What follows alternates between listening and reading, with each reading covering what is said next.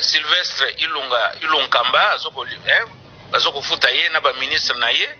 Je vous rappelle que bazali 65 ministres Sama Lukonde Kienge Jean-Michel avant na hôtel du fleuve azoko dépenser mbongo balobi 8000 ngape na yo indengwana ego bimara na libenga ya leta ma libenga leta papa ekukuta kwa bisus pendant que ba soda ba ko croupir à la misère mbongo peuple congolais yango na ezoko sala pasi.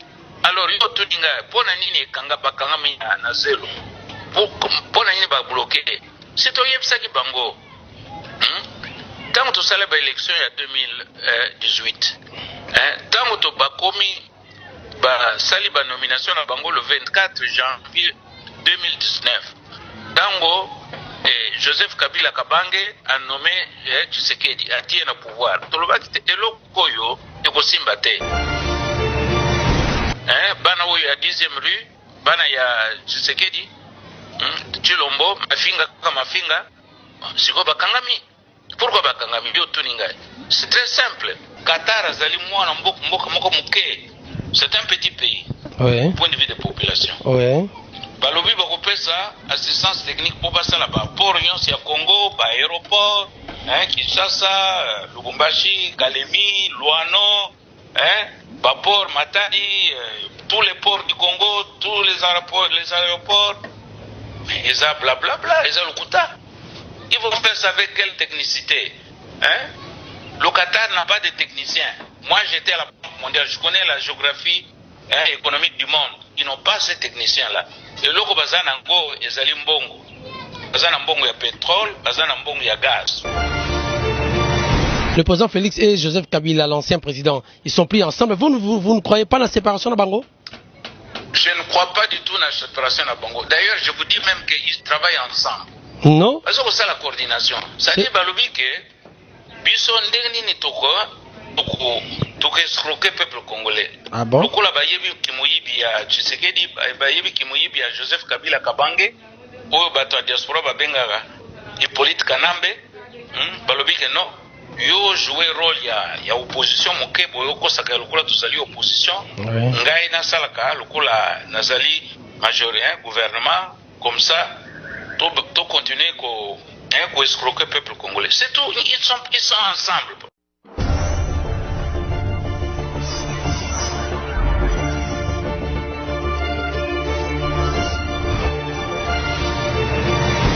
Madame, Messieurs, bonjour, bonsoir, bienvenue à ce nouveau numéro de votre émission Décret Info, qui est un magazine qui traite de grandes questions d'actualité ayant trait à la République démocratique du Congo. Nous les prenons, nous les mettons sur la table et nous en débattons avec les invités. Des grandes questions d'actualité, Madame, Messieurs, merci. Tous ceux qui ont l'habitude de s'abonner sur AF1 la télévision, abonnez-vous massivement parce que nous sommes là pour vous donner deux informations. Alors voici l'ossature du débat d'aujourd'hui. Nous allons tabler sur le retard de non-publication du gouvernement Sama Lukonde. En fait, nous nous posons la question, qu'est-ce qui bloque pour que ce gouvernement soit publié? Et parce qu'on avait tenu compte de la diminution du train de vie, deux institutions. Et nous parlerons de l'accord économique et commercial signé entre Qatar, Doha et la République démocratique du Congo lors de séjour du président Félix Antoine Tshisekedi de Chilombo à Qatar. Et nous parlerons également de désormais 6 avril a été déclaré comme journée fériée lors du centenaire de Papa Simon Kimbangu. Le 6 avril en Kamba, le président de la République avait dit que ça sera désormais chaque année le 6 avril sera férié, et en présence de deux président du Parlement, c'est-à-dire chambre haute et chambre basse du Parlement. Enfin, nous parlerons aussi de la dernière sortie médiatique de notre président de l'ECD, Martin Fayulu Madidi. Alors, avant de voir notre invité, j'aimerais que vous puissiez suivre cet élément. Bolana.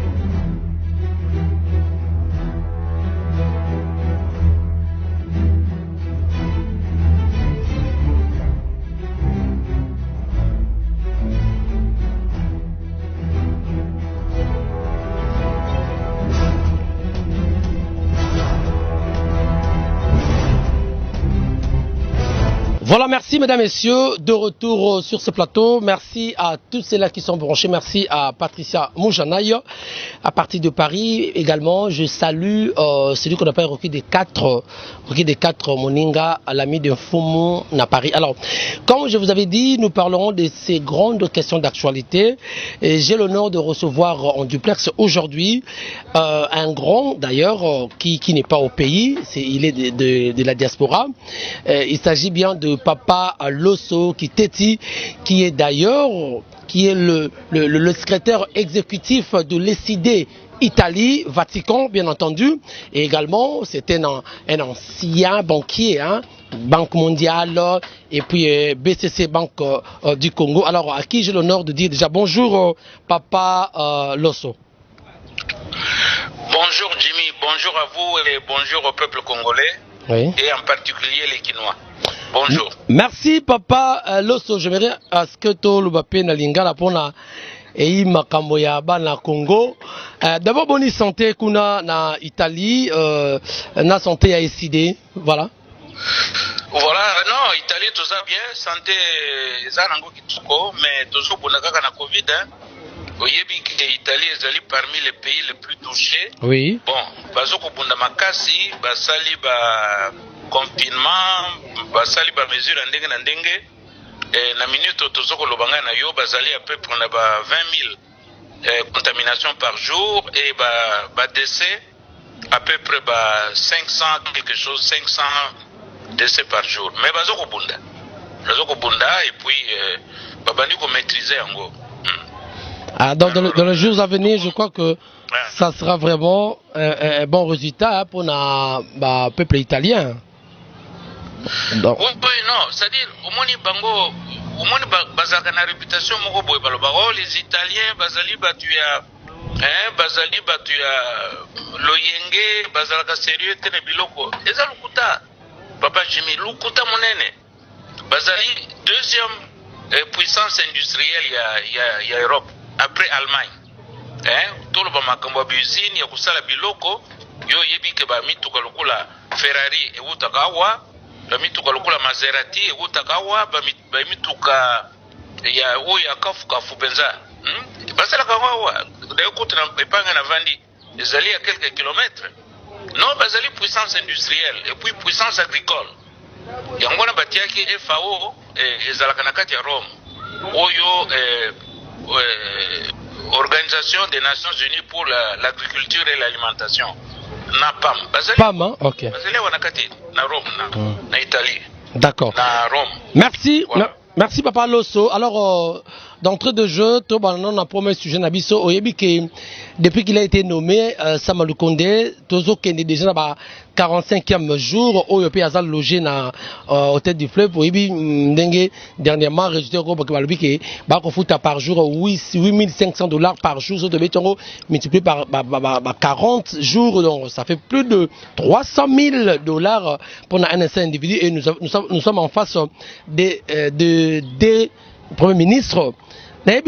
Qu'est-ce qui tarde de Lolo sorti à gouvernement d'après vous au niveau SID, à diaspora?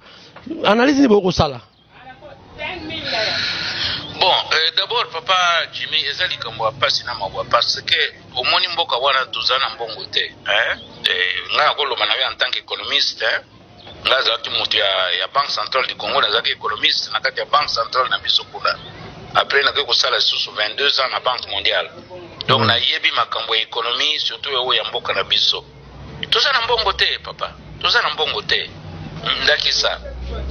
Tozaka na besoin ya 1,8 milliard de dollars na sanza nyonso poto somba importation. Poto futa ba soso ba mpiodi ba likayabo to bengisaka ba epai ne bepai. Mais na minute oyo au lieu tozana 1,8 milliard tozaka na 600 millions 600. Donc même pas peut-être un tiers. Mbongo kaka il y a 2 semaines. Et ça passe. Bah toboli réserve nationale réserve à l'état et toboki te. Tokoyoka.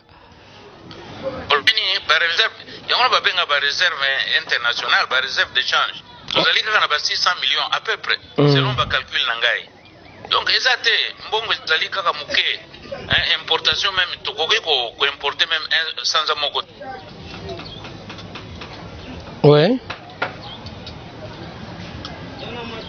Oui, allô? Allô? Allô? Moi je crois que qu'est-ce qui se passe? Donc voilà. On est allé papa Loso Oyazali, le secrétaire exécutif il y a SID Italie Vatican de tozane en ligne ou tozo soigné par rapport il y a actualité union sur koleka en nambo cannabis sur voilà papa Loso moi quand on se là qui on est koloba c'est-à-dire que ngaza nazaka pe na ligne normale soki WhatsApp ezoko sala koko sona koko nangai na koko benga na ligne normale. Oui, allez-y maintenant. OK. Oyo ko kata pe za passe. OK. Donc naza ko lobaka toza na mbongo te na mboka wana. Boni toza na ba deux gouvernements, deux premiers ministres. Sylvestre Ilonkamba azoko futa ye na ba ministre na ye. Je vous rappelle que bazali 65 ministres. Oyo Sama Lukonde Kienge, Jean-Michel avant na hôtel du fleuve azoko dépenser mbongo balobi 8000 ngape na yo ndengo wana eko bimaka na libenga ya leta ma libenga leta papa yekukuta kwa bisus pendant que basoda ba ko croupir à la misère mbongo peuple congolais yango na ezoko sala pasi. Alors yo tudinga pona nini kanga bakanga na zelo pona nini ba bloquer c'est to yebsaki bango tant que ça l'élection il y a 2018 tant que bakomi ba sali ba nomination na bango le 24 janvier 2019 tango Joseph Kabila Kabange a nommé Tshisekedi a tie na pouvoir tolobaki te eloko yo ekosimba te patron na biso ya ECD mona mboka Martin Fayulu Madidi alobaki ekosimba te to sala nini tokende na ba élection anticipée. Avant tout ça, la élection anticipée, tout ça, la réforme. Tout bongola, c'est ni, tout bongola cour constitutionnelle, total et sous makambo ya mapinga, ba FARDC, ba PNC, donc il y a élection anticipée. Babo yada, bana wo ya 10e rue, bana ya Tshisekedi, Chilombo, mafinga kama mafinga, siko bakangami. Pourquoi bakangami yo tuninga? C'est très simple. Pour Namboka Nabiso, Mobeko li conseil le biboy constitution. Pour yo sala gouvernement, vous allez premier ministre, oko kene na kati assemblée. Otali est-ce que vous allez na ba 250 plus 1 député, c'est-à-dire 251 députés, pour bazoko ko appuyer yo pour bimisa gouvernement. Alors tango ko sala enquête wana oko sala discours programme. Pour le que non, ngai le club a nommé un premier ministre, Nazali na 251 députés na ngai, l'Assemblée nationale na biso, ou bazo ko soutenir ngai, voilà na kusala boye, osakoli, babimisio officiellement, Assemblée nationale ou ezali représentation nationale, to benga rango représentation nationale, babtio maboko obimi, osali gouvernement na yo, ou présenter l'équipe ministérielle na Assemblée nationale. Ouais. Biloko wana Sama Lukonde azoko sala ngote, azana ngote. Azana majorité wana te, azana discours programme ya ko présenter te. Yango na komeko kima. Mais eloko tosoko mona mabepo na ni. Avant ni na kati hôtel du fleuve. Azoko dépenser mbonga peuple congolais 8500 dollars par jour. Est-ce que zalaka? Est-ce que zalaka azoko kuta na ambassadeur azoko ko jamba na tato ya américain oyo maire soki basala ngana zoko lobana na mwana mboka Joe Biden na mama parce que azali mwana azali congolaise bato ya Jamaïque bazaba congolais na lobi na mama Kamala Harris vice-présidente américaine ba nommé ambassadeur bon nommé le biso ambassadeur bolungola mutu ya Donald Trump wana Mike Amer Nzita azali mutu ya Donald Trump. Donald Trump tozoko sambisa batie na boloko. Mike Amer, sortez de notre pays. Vous n'êtes plus dans le gouvernement.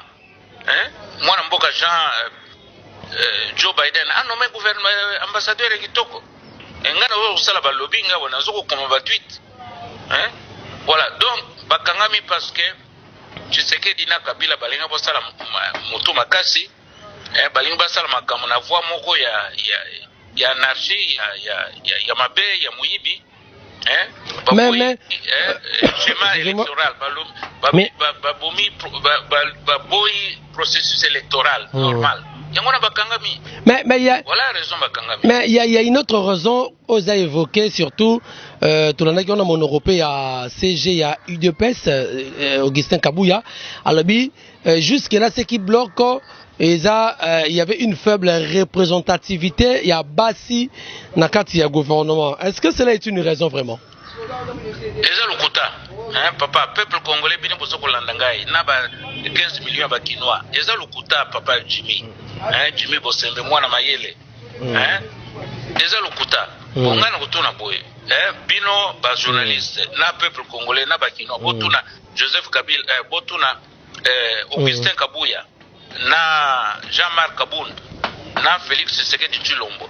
Il y a combien na basi ya obaza ba leader na UDPS? Baza combien?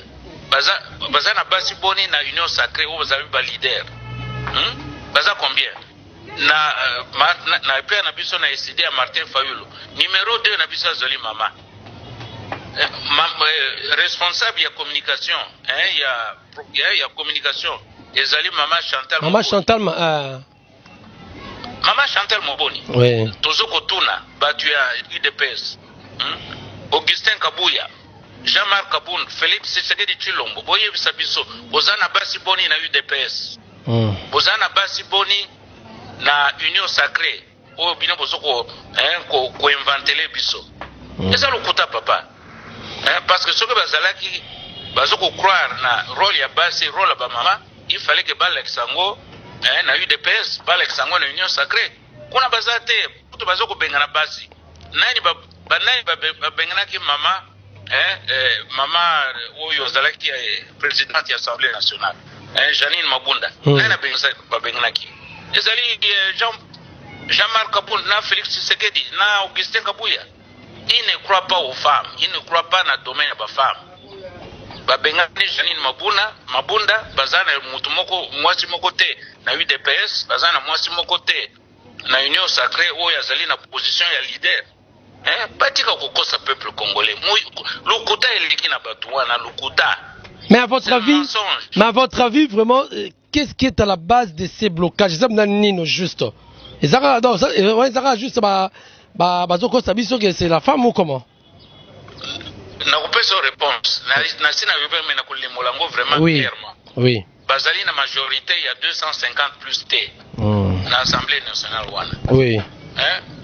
Basombi bango ya kosomba bazoko pesa mutu moko 15,000 dollars, $10,000, $15,000 balemba wana bazako kobina ba Daniel Safu bazako kobina tuzwi mbongo tuzozela siko ba chip batu wana ba dépenser mbongo à peuple congolais pour rien. Bazali na 250 plus 1 T. Siko baké kuna gouvernement ya Sama Lukonde bakoute bangote. Yangona bazoko banga. Mais non. Ils ont peur. Papa Loso, comment vous pouvez dire ça pendant que Toyebi et Lelo, Union Sacrée, président Félix, déjà renflé une majorité, plus de 350 déjà députés. Comment vous pouvez dire ça? Bon, alors moi je réponds à ça. Au Tuninga bien, on lui dit que non. Papa Loso, bonne zone parce que bango bazali na majorité à 350. Bakene na parlement. Bakende na Sama Lukonde na parlement. Ake lukubeta discours kuna. Ala kisape équipe ministérielle na ye. Mais en attendant, Ako Kende, ce qui équipe Nebimi, c'est automatique, il doit être présenté au Parlement. Non. Waneza lukuta. Non, ngana soko yebisa yo. Papa Jimmy, tutangite, biso tutanga classe. Bamususu ba yoko. Bazoko sala kaka na loyeke. Biso bana SID, tuzali ba intellectuel, tutanga classe. Ngana sali 25 ans na Banque mondiale, chef kuna na Washington, nazoko kokonza ba bindele, ba français, ba belge, ba américain, ba anglais. Kokoito koyo kosala kopakola biso lukuta. soki bazalaki na 350 nde bakenda kala na Sama Lukonde na discours programme bakendaka te parce que majorité wana ezali te. Il y a majorité apparente, si on peut le dire. Bato basombaki na 15 000, 10 000. Basali bango zunguluke. Basa na majorité te papa. Voilà la réponse. Oyo kulobakeo basi tolingi tozala 30%. Wapi basi na bango na UDPS? Wapi basi na bango na Union Sacrée? C'est ça le contact. Bon, Papa Loso, le fait que les autres duré Oyo, mais c'est maintenant le peuple qui croupit maintenant dans la misère. Alors, comme conséquence, c'est qu'on rose à la sconine. C'est ça grave. Conséquence, c'est que tous allez na crédibilité. Le Congo, Kinshasa, la RDC n'a pas de crédibilité. Sur le plan international. Sur le plan international ou bien sur le plan national? Sur le plan, d'abord sur le plan du peuple congolais, parce que pour Nangaï, souci n'abisso, ils pas peuple n'abisso. Les 100 millions de Congolais qui souffrent, les 15 millions de Kinois qui souffrent. Bazali na crédibilité na Batouana te. Et puis deuxièmement, le Koloyo Lobby, ils n'ont pas de crédibilité internationale. Nga nazoko kumila ba tweet ba mindele awa ba américain ba français ba belge na ba arabe wana abi boni bozoko ndoko yamba tata wana Sami Lukonde Asia représentation nationale, ça dit pas député na biso, les 500 députés. Ba yebiete. Abima kunate, asala discours kunate. Voilà. Alors, azoko yamba Mike yangwana zutuna monsieur Mike Nzita, maire, l'américain, l'ambassadeur américain. Ozoko yamba Sami Lukonde na titre. En qualité de qui, voilà. Ayebani wapi. Nani ayebiye, peuple congolais ayebiye te. Représentation nationale la biso, les 500 députés. O bazeko représenter ngai na yo papa Jimmy. Bayebi tata wana te. Abima na miso na bango te. Alors, bozoko zo Congo lokula ni tokomi eloko moko ya jeu. Nous sommes un grand peuple papa Jimmy. Nous avons une grande histoire depuis 1482. Mondela yoko bimila biso na ba Congo. Diego Kao. Oui. Va payer combien bazalaki? En 1482. L'embouchure du fleuve Congo, oui. Ouais. En 1490, oui, c'est ça. En 1491, tu commis catholique. En 1491, ce que tu as tout le Vatican. Tu as dit ambassadeur dans le Vatican, dans Rome. Nous sommes un grand peuple. Pourquoi nous avons Nous n'avons pas de gouvernement depuis le mois de novembre 2020. Est-ce qu'il est normal? Est-ce qu'il est normal que tu es centralisé à la présidence parce qu'il n'y a pas de gouvernement, il n'y a pas de conseil des ministres et ça fait déjà 5 mois. Il y a rien. Est-ce que ça peut être normal que tout soit centralisé au niveau de la présidence? Il a tout centralisé et toi tu parles de... Il a 1000 conseillers. 1000. 1000 conseillers. Et puis il y a mon côté. Et d'ailleurs c'est inconstitutionnel. Papa, d'autant que classe, c'est contre mon Bekoli Konzi. Mon Bekoli Konzi est Pekisi. Il y a Kokite Kozala, Premier ministre, voilà. Chef de l'État, président, à Kokite. Azokotosa, responsabilité naïete. Il est le garant du bon fonctionnement des institutions. C'est-à-dire qu'il faut tous dans le gouvernement, tous dans la cour, dans les tribunaux, tous dans l'Assemblée nationale, tous dans le Sénat. Mais là, on a panza ango. Je sais que du Chilombo, Azali Moutoumoko normal il faut kangama parce que il viole la Constitution.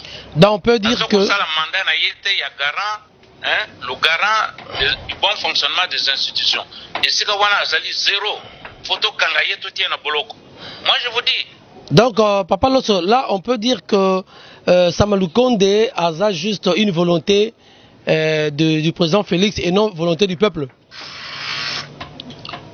Sama Lukonde, M. Jean-Michel Sama Lukonde Kienge. Ouais. Azali, Moussali, il y a Tshisekedi Tshilombo, privé, na bureau naye, nandako naye, Azali te, premier ministre congolais, parce que Akena na Assemblée nationale te, où ils ont une représentation nationale, à ça discours discours programme, à présenter équipe ministérielle de l'Assemblée nationale. Ouais. Donc le monsieur est privé. D'accord. Il est privé. il n'a aucune fonction. Hein? Constitution, ils ont travaillé. Nayoki, jour où on a 9 juges de la Cour constitutionnelle.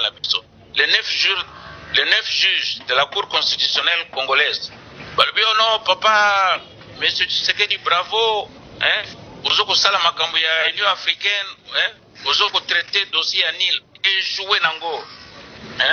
Masolo ya Nil entre Égypte na Éthiopie et joué Suki Lelo.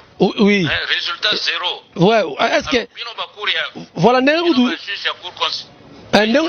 Ndengo fungoli dossier on ya Nil wana moi accord wana comment est-ce que ça a un impact sur le Congo, sur le peuple congolais, sur Nil et le connaissez wana? Bon. Voilà, ce qu'on a vraiment ndenge ezali. Oui. Normalement, ezali dossier il y a entre Égypte na Éthiopie na Muke na Soudan, oui. Normalement etali bisote. Mais Tshisekedi Tshilombo azali na kombo na biso peuple congolais. Azali tour na ye azala président de l'Union africaine. Il y a l'Union africaine. Oui.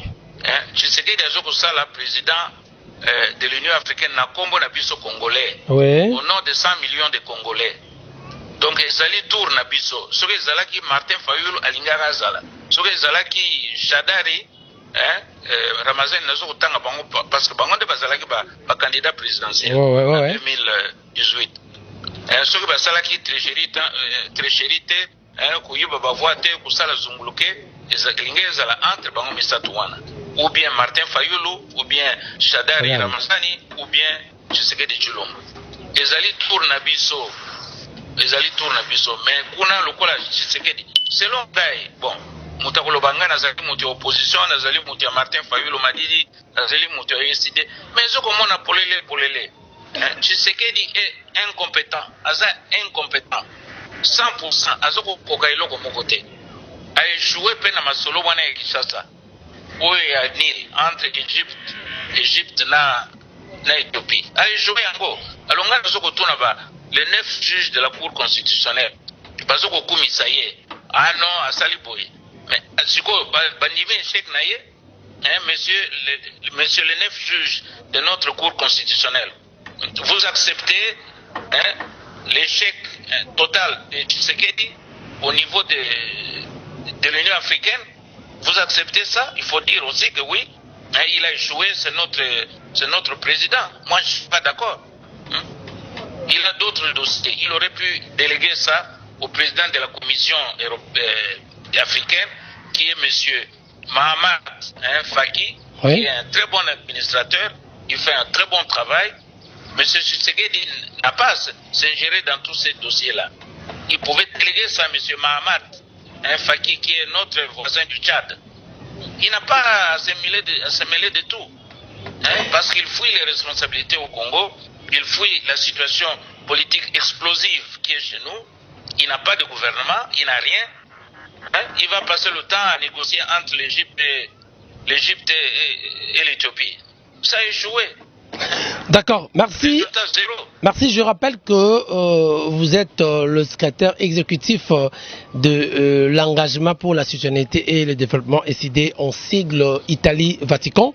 Alors, Papa Losso, Toko Tonon a dossier Oyo lors de son voyage, parce que ça entre toujours dans le cadre de voyage au président de la République, Félix Antoine Tshisekedi, à Zosala, à Sala qui voyage, à Qatar, à Doha, au Tomoni accord signé, accord de coopération entre Doha, entre Qatar et puis RDC, encore pour construire aéroportuaire et tout, construire infrastructure. Vous, en tant que Congolais et puis la diaspora, comment vous réagissez un peu face à la coopération, Anna? Bon, d'abord, M. Tshisekedi Tshilombo, il passe tout son temps à voyager. Tout ça, il comptabilité. Pendant les 2 ans, on a sali pour pouvoir na Kinshasa. Depuis le 24 janvier 2019, Kino Lelo a sali 178 voyages. Wow. Si on divisait 178 voyages, on divisait encore par 24 mois, et si on pèse le coup là, à peu près 7 ou 8 voyages, 7 ou 8 voyages par mois. 7 ou 8 voyages par mois. Est-ce que Zalaka, un chef d'État, donc je répète, à Sali, 178 voyages, na 2 ans, na Yowana Zanango, et puis, total, il va voyage 178. Donc, au divisé par 2 ans, par 24 mois, ça donne à peu près 7 à 8 voyages par mois.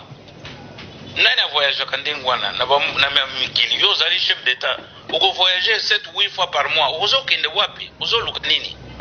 Bon, ce qui n'a commis ce qu'on a dossier à Qatar, ngana tangi, Dieu merci, au Pesaginga et au Tininga protocole d'accord, wana. Mais c'est du n'importe quoi, papa. C'est bla bla bla bla bla. Tout est là-dedans. Qatar a zali mwana mboka moko muke. Le Qatar a peut-être moins de 3 millions ou 2 millions d'habitants. Ça, je vous donne des chiffres, je ne sais pas, il faut vérifier en gros, mais c'est un petit pays. Oui. Du point de vue des populations. Oui. Balobi bakopé ça, assistance technique pour passer là-bas. Port Nyonsi à Congo, aéroport, Kinshasa, Lubumbashi, Kalemi, Luano, Port Matadi, tous les ports du Congo, tous les aéroports. Ils ont blablabla, ils ont le quota. Ils vont faire ça avec quelle technicité? Le Qatar n'a pas de techniciens. Moi j'étais à la Banque mondiale, je connais la géographie économique du monde. Ils n'ont pas ces techniciens-là. Et loko bazana ngo ezali mbongo. Bazana mbongo ya pétrole, bazana mbongo ya gaz. Donc tawana Tshisekedi Tshilombo akenda kuna bonde la mbongo. Lokula bakese vazi vide, asisa mbongo na 100 jours, programme ya 100 jours o emelaki 450 millions de dollars. Azokende ko senga mbongo. Azoko kelela mbongo. Akenda kuna kuluka mbongo. Oba pesa ibakabela mbongo na yibiti soko azwaki. Soko azwaki te to yibite yepe akoloba la vérité te parce qu'il y a lingi ko dépenser mbongo pona yemo. Peut-être ati yango na mabenga na ye. Donc natangi accord wana ya accord ya entre Qatar na Tshisekedi, il n'y a rien là-dedans. C'est du blabla. Donc ça tout faire, l'agriculture, les infrastructures, les ports, les aéroports. Est-ce que ça là? Avec quel personnel le Qatar? D'après vous, et un impact moro positif na RDC, d'après vous? Impact zéro. Impact zéro, et puis ça peut même être un problème parce que aux hommes, mboka na biso commis centre, il y a pas blanchiment d'argent. Il y a un américain ko jumelé biso.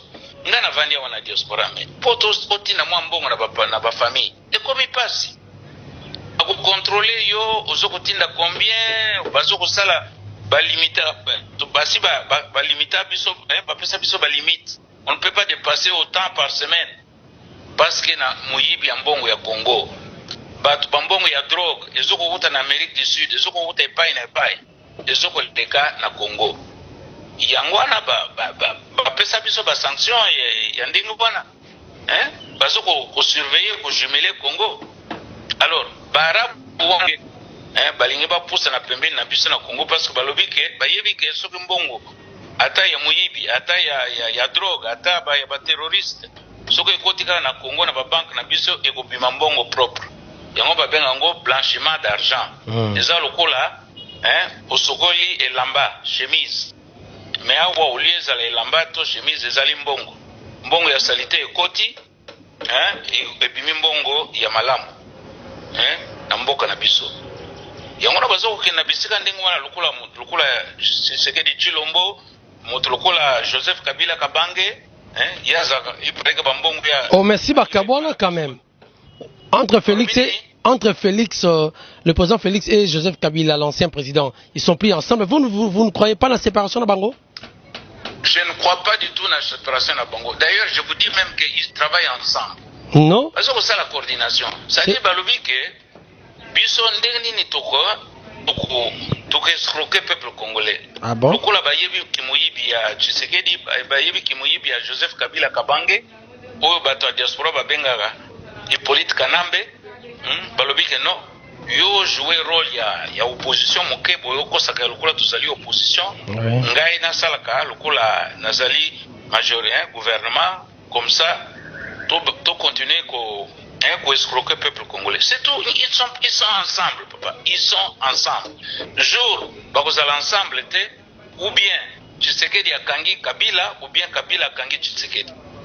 Jour wanande ekozala oui to ndimi ke baka. Tant que Kabila azokolia na kashamata azokolia soki mbala soki nini alia kuna soki fufu avandi kuna calme azana basoda bazoko protéger bazali toujours ensemble. D'accord. Soki bakabwani okomona même jour wana bakokanga Tshisekedi bakokanga nani bakokanga Joseph Kabila Kabange peut-être kotinda na CPI soki nini mais kokangama mais soki akangami te bazali ensemble. D'accord, voilà. Je crois que comment réagissez-vous la dernière sortie médiatique il y a moi Namboka Martin Fayulu, il y a le 3 avril le meeting sur Boulevard Triomphal. Comment vous réagissez? Non, c'est-à-dire que bon, bisous un rôle pendant le pousser dans un pays, il faut toujours qu'il y ait Moutazali no gouvernement lukula Tshisekedi Chilombo yena Joseph Kabila Kabange il faut battre mususu pe baza libanda Tshisekedi na Kabila baza na kati ya masolo na kati ya gouvernement comme on dit en français ils sont aux affaires. Voilà. Mokonzi na biso Martin Fayulu Madidi na mwana mboka Adolphe Muzito toza libanda. Nous sommes dehors, nous sommes en dehors des institutions. Nous ne sommes pas aux affaires. Et ça rôle na biso, nous sommes dans notre rôle. Mboka ni nyonso ezalaka ndenge wana, mususu aza na kati ya masolo, mususu aza libanda. Mais comment vous dites que Papa Loso, comment vous dites que le président Kabila est dans les affaires pendant que Bako Bassou Yakozala chef de l'opposition? Je ne sais pas comment vous dites ça. En même temps aux affaires, en même temps chef de l'opposition. Parce que Kabila, mais je vais expliquer. Parce que Joseph Kabila Kabange na Félix Tshisekedi Tshilombo bazo ko sala jeu na bango, ils sont ensemble. Balobi ke no bato yo ndeni to bango. To sala ka mwa opposition lukuta. Yo zala ka lokula uzali opposition ngai na kati ya masolo. Eza lukuta. Moi je vous dis si nini ko la kisabiso ke bazali ensemble te. Soki Tshisekedi Tshilombo oya bombe soki akangi Joseph Kabila Kabange Hippolyte Kanambe kwa bana diaspora babenga kaye pona nini parce que abuma Thérèse Kapangala abuma Rossi Mukendi atumba 8 personnes bana UDPS na 10e rue atumba Joe Bouquet mon ami atumba bango. Alors jour Tshisekedi Tshilombo kokanga tata wana oya mandefu pembe na kombo ya Joseph Kabila Kabange wana ngena kundima ke bazali ensemble te. D'accord. Tant que akangi yete bazali ensemble. D'accord. Pourquoi? Parce que Tshisekedi Tshilombo azwaki pouvoir wana na maboko ya Joseph Kabila akabila ki ye. Dans la photo il y a le 24 janvier 2019. Ils sont ensemble. Batika kokosa peuple congolais. Bakosa na Congolais mais biso wana diaspora tuza batumayele tutanga. Tuza batia ponya ba mususu bazana ba doctorat. Ba maîtrise, ba diplôme makasi. Bakosa biso te. Ils sont ensemble. Le jour ils ne seront plus ensemble. Monake ou bien Tshisekedi alongwe balongoli na makasi ou bien ye akangi Joseph Kabila Kabange. D'accord. Ça va être comme ça. Ce événement on a mis balé salimité. Oh mususa kangi muningate, oh mususa pingani muningate, ils sont ensemble. Voilà ce que je peux dire na sujet one. Voilà. Alors par rapport à Martin Fayulu Madidi, on va clôturer par ce sujet. Oui. Le 3 avril, Tobimaki na Poissa, sortie médiatique, na triomphal devant bureau na biso. Tolobi na biso. Toujours qu'on dénoncer gouvernement Zalakate. Mboka nini vandi depuis le 20 novembre 2020. Kino le gouvernement Izate. Mboka nini Zalakandengwana. Et pour le Lisusu, en 2023, Bama Tabakita élection. Avant tout ça, l'élection, on a tout ça, la réforme. Tout bandit, tout petit ou yabiso, pour la CENI, Le 9 avril, moi Namboka Martin Fayulu Madidi na premier Adolphe Muzito va vous présenter proposition na biso ya loi électorale. Toujours qu'on avance na ba réforme. Toujours qu'on avance na ba réforme. Yango na tulubaki na le 3 avril que non. Toujours qu'on présenter loi électorale et proposition na biso le 9 avril, tout suite au sala oyo ya le 12 mars 2021 tout suite tout présenter qui fonctionnement et réforme il y a fonctionnement na structure organique il y a CENI toujours qu'on a ba réforme il faut tout ça la réforme avant l'élection il y a décembre 2023 ba mataba kita et ko sala masokite qui ça c'est peli moto. Voilà, merci. Parce que tuna batu ya Masina, tuna batu ya Ngaba, tuna batu ya huyo na nani na Lingwala, ba peuple ya Bachangu, Bakanluka, ba peuple baboyi, il faut ba élection et salama. Voilà. Sinon bango bakubimana kati ya Kinshasa na Congo mobimba babuki batumbi, et vous avez la responsabilité, c'est bien. Merci Papa. Responsable de la situation. Papa Loso, faute de temps, nous sommes arrivés à la fin vraiment parce que nous faisons un niveau de réalisation que vraiment tu as épuisé ton nyonso. Na habité dans tout ce qu'on a parlé, ni Nikoko Bakisoro particulièrement pour le peuple congolais Koyo Kayo et puis Kinshasa, na diaspora partout à travers le monde, Bakulandayo, ni Bakoko retenir par rapport à passage non lelon na émission na lelon na F1, ouais. Bon, premièrement, ezali important que na Lumbangu Tshisekedi Tshilombo na Joseph Kabila Kabange babimisa gouvernement moko. Tout ça le gouvernement parce que Mboka il y a 100 millions d'habitants. Batozali na guerre monene na est. Bana basi bazoko kufa na Beni Butembo, na Irumu, na Uvira, na Mwenga, na Fizi. Bazoko kata bango mitu na mabele. Il faut un gouvernement. Il faut donc il faut un gouvernement. Bakamba mboka wana tubunda na Covid, tubunda na batu ya est, batu ya Paul Kagame ya Museveni na est. Alors, il faut gouvernement lisusu po batu balia mboka ekoti nzala. Il n'y a rien. Donc deuxième chose ngana kuluba to préparer l'élection il y a 2023. To kokite ko continuer na anarchie oyo. Onga na bengaka chaos constitutionnel, chaos institutionnel. Donc ezali poto ya mboka, poto ya mibeko, poto ya makamu yonso. To bongisango. Alors, toke na ba élection, peuple congolais apona président na ye, apona ba député na ye, apona ba sénateur na ye. Voilà, donc ba priorité na biso ezali mibale wana. Premièrement, ba bimisa gouvernement pour gérer biloko ezali urgent, guerre ya est, Covid, makambo ndenge na ndenge, et puis lisusu to bonga mapona ba élection na 2023. Tout ça la ba réforme, ya CENI, ya cour constitutionnelle, ya mapinga. Sinon, mboka wana ekopela moto. Voilà. Merci Papa Loso d'avoir répondu à toutes nos questions. Que Dieu vous bénisse. Merci à vous. Voilà.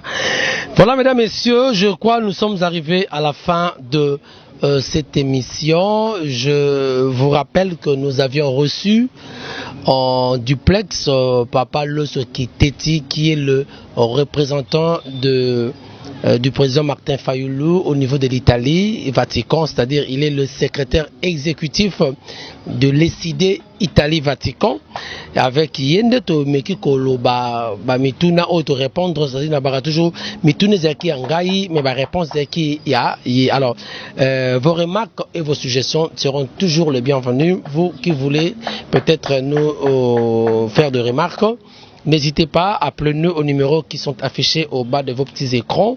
Appelez-nous, faites-nous des remarques et faites-nous parvenir toutes vos suggestions et nous en tiendrons compte. Merci à la grande équipe qui m'a tenu compagnie. Merci à Richard, merci derrière la caméra, c'était notre ami Dieu merci et Mayimba, à Frappa, Dieu merci Mayimba, merci à DJ Record, Cédric, merci au Cordon Bastien, merci à toute la grande équipe, vraiment, Sister Rangaï, vraiment, conseil, merci à Rocky de 4 na niveau à Paris, merci à Patricia Moujanaï, continuez à vous abonner massivement, Mamoula Douce, mais n'oubliez pas la seule boutique qui nous fait habiller chiquement, c'est Sergio A, espace élégance, qu'on a croisement des avenues Lantiamin, puis au Wendy à Brazzaville. Alors n'hésitez pas, alors habillez-vous chiquement. Alors si Jésus ne revient pas, je vous retrouve prochainement avec le plaisir, le numéro Mosusu. Ciao.